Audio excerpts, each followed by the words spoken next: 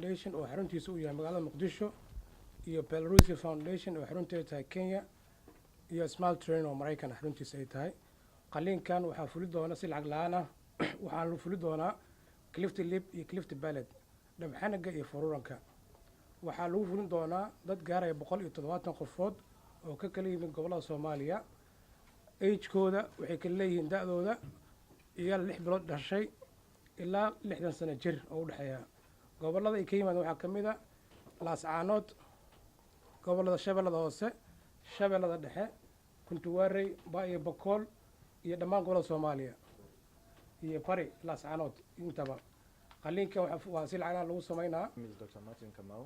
I'm a founder and the chief executive officer of Belarus Foundation. Belarus Foundation is a regional non-governmental organization that is involved in the management of craniofacial malformations. For example, cleft lip and palate. We have worked in several African countries and we have been in partnership with several organizations, one of them being now the Qaliinka Foundation, whom we have been in partnership from last year, and this is our first mission here in Somalia.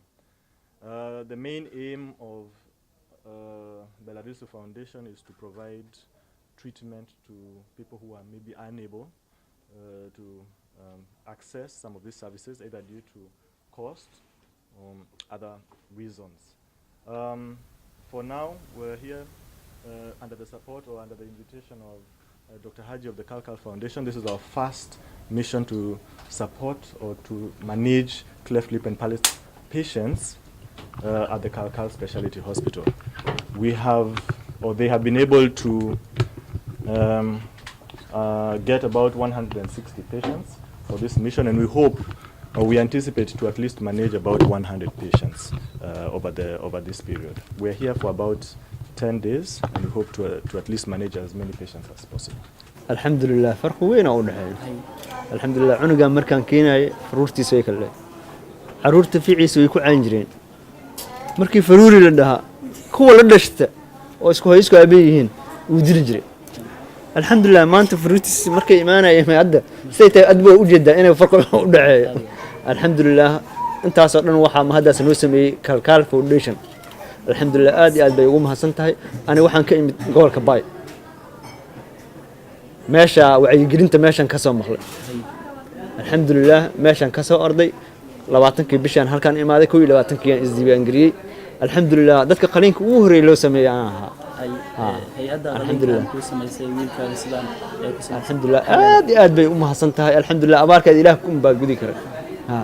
anaga abaalkeeda ma gudi karan.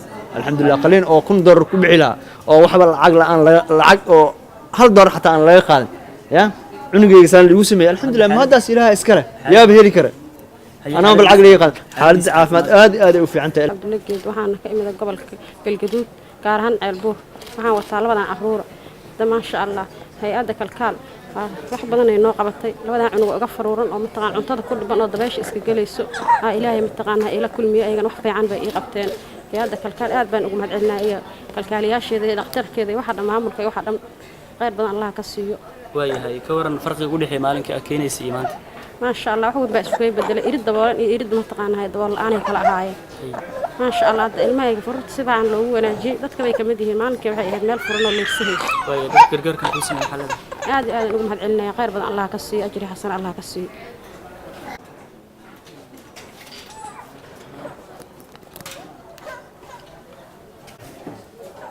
اسمه